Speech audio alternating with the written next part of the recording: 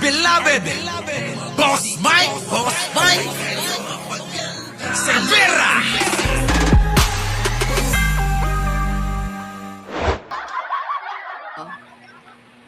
Alam niyo, sa totoo lang ha, dito sa Davao, No. alam na alam ng mga tao dito kung gaano mabuting tao si PRRD. Alam niyo, sa lahat ng Uy, mabait daw si PRRD. Oh, bakit? Yan lang siguro sa Davao. Pero sa buong Pilipinas, hindi. Tuloy. kapalpakan, no? Ano, At Ang kapalpakan. O, sige, tuloy. Pakinggan nyo to, ha? Alam niyo, sa lahat ng kapalpakan, no? At sumisira sa kay Tatay Digong Sino? ay yung mga taong nasa palibot niya. Nako! Okay? Sino sumisira dyan? Sino kaya sumisira? Sige. Yung tao na akala mo malinis, no? Nagpo-portray na mas malasakit daw siya, Nako. pero siya to ang kurap. Nako, sino yan? Sa totoo lang, Sino nga? Sino yan sinutukoy mo? tao niya lang rin ang sangkot sa mga Saan? anomalya Hmm. sa parmali. Nako, patay ka diha. Sino pa? Sino nga? Alam mo, sir, ikaw pinagtitimpihan kita. Nako, mukhang kilalang kilala nila. Pero alam ko, sa lahat ng panghaharas sa akin, ikaw ang nasa likod, sir. Nako, sino ba yan? Kasi di ba at that time na itong si G.I. Intis, naging EIRD na ngayon, no? Itong mga dating direktor ng NBI is tao mo din. Sino nga? Alam niyo, sa totoo lang, sir, yung time na naging witness ako, wala na nga akong pinatarantado nyo pa ako. Ala! Anong mali kung nag-claim ako ng tulong? Kasi naman, nananahimik kami sa amin, no? Okay lang naman sana na nandoon lang kami habang nagpa-file kami ng kaso sa sundalong kanin na yan, no? Pero dinala nyo kami dito. Alam mo ba yung responsibilidad, sir? Nako, hindi niya pala alam ang responsibilidad. Sino ba kasi yan? Ang galing-galing mo magpo-portray, magpipicture na kunwari tumutulong ka. Pero sa totoong buhay, hindi ka ganyan. Ala ka, pakitang tao lang pala. Sino ba yung mga mahilig magpa-picture? Yung ultimo utot may nakasunod na video. Yung pupunta ng simbahan ang daming mga kamerang nakapalibot. Yung bang bibili kunyari ng turon, tapos ililibre yung ilan, ganon. Yung ba yun? Nako, Sumusobra ka na. ala ka. Dapat kanina pinapadlak mo na para mabidyohan at makita ng buong Pilipino kung ano ang totoong kulay mo. Nako, Punyeta ka! ala ka. Galit na galit si ate, mga kababayan. Dahu! Sino ba? Nahulaan nyo na ba kung sino?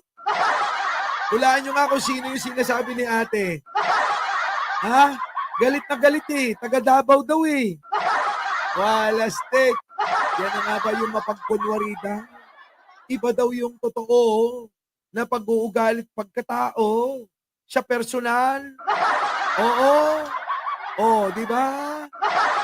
At iba raw yung pinapakita. Sino? Si Bato? Si Bongo? Ako? Ewan. Sa mga bagong dating, sa mga hindi pa nagla-like, panoorin nyo panoorin nyo. Hindi ako magsasalita para maintindihan nyo maigi. Again, alam niyo, sa totoo lang dito sa Davao, alam na alam ng mga tao dito kung gaano mabuting tao si PRRD. alam niyo sa lahat ng kapalpakan, no?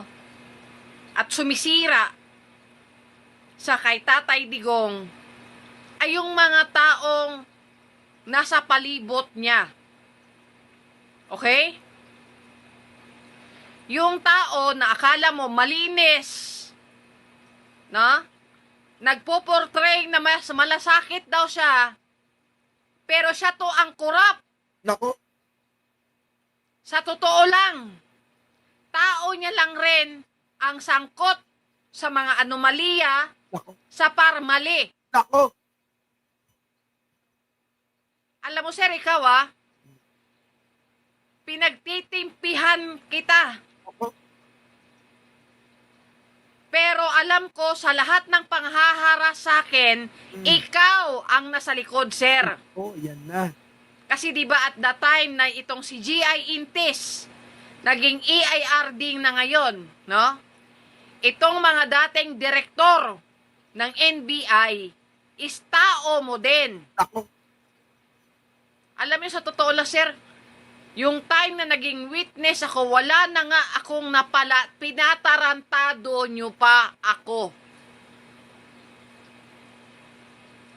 Anong mali kung nag-claim ako ng tulong? Kasi naman, nananahimik kami sa amin, no?